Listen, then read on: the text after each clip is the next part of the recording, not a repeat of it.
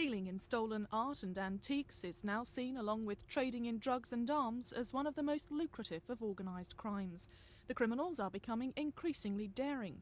They've been caught using special glasses to trace infrared beams, and one thief was discovered marking the height of the beams on his socks. Here at the Dulwich Picture Gallery, this Rembrandt has been stolen 4 times. I think it's such a target because it's small and it is by Rembrandt, and because it has gained peculiar notoriety.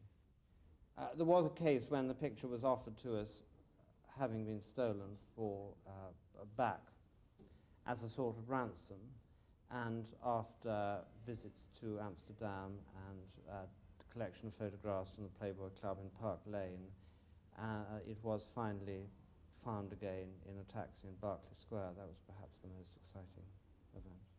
Often the stolen works of art disappear into the underworld, only to be sold again years later. Currently there's no National Police Register of art theft. Scotland Yard's Arts and Antiques Squad has just 3 full-time specialist officers, and dealers say the efforts of local forces are far from satisfactory. The detection rate I've observed is so hopeless that I don't even report it to the police.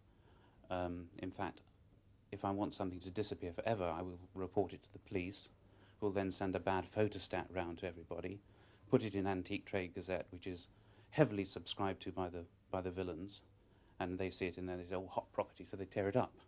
What concerns many dealers is the increasing threat of violence. In September last year, a doorman was beaten unconscious while 2 Gainsboroughs and a Reynolds worth several £1 million were stolen at Lincoln's Inn.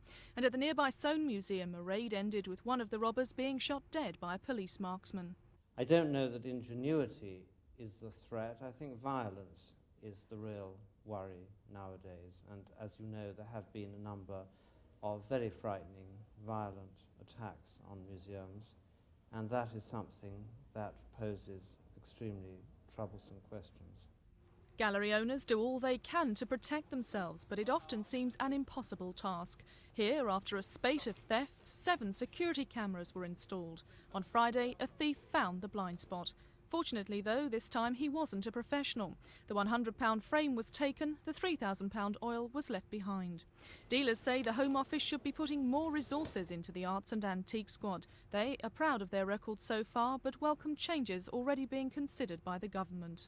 To my knowledge, there are 36 forces in the country that have 1 or more dedicated officers to arts and antiques. Government are talking about a national criminal intelligence service to bring all those areas under one director of intelligence. I think if we can get that and have all the art and antique intelligence under that umbrella, then we are talking about seeing the total picture and being able to more realistically task people around the country rather than individual squads and individual forces. A 3-day conference to try to tackle what dealers believe is an art and antique theft epidemic begins tomorrow. Sharon Doughty, Thames News.